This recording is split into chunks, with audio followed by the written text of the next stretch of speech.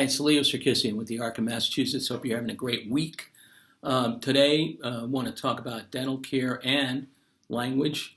Some months ago, we reported through some health news from Kaiser Family Foundation the barriers on receiving optimal dental care or adequate dental care for people with disabilities. It was something nationally produced, but at the same time, in our state, the Department of Developmental Services funds Tufts Dental School to provide dental care to thousands of people with intellectual or developmental disabilities because either there's few dentists willing to modify or accommodate the people with disabilities, or the funding is a barrier.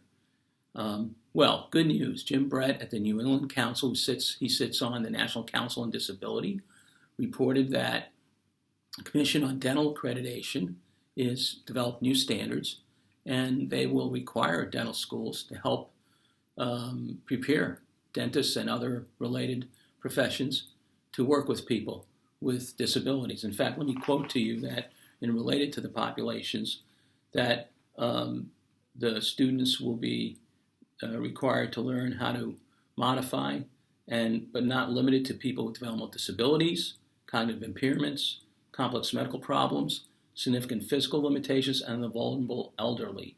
This is about one of the standards. All three are being developed as we speak and will kick in during the coming year. It's a big step, and maybe it's a message to the Liaison Committee on Medical Education, which provides accreditation for medical schools, to perhaps follow in the same order and same line and make sure medical schools are all required to do the same as well.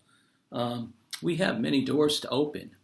Similar to that, there's some language issues that we face still in Massachusetts general law.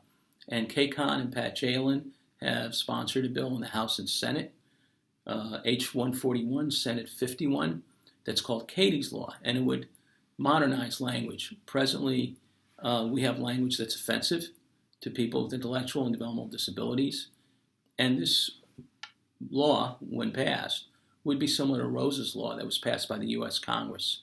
So that's another area that relates to bias that is so important for us to work on. At the end of the day, bias is affected by words. Words affect attitudes. Attitudes affect behaviors and decisions. Working together, we can make an impact. And let's do it together.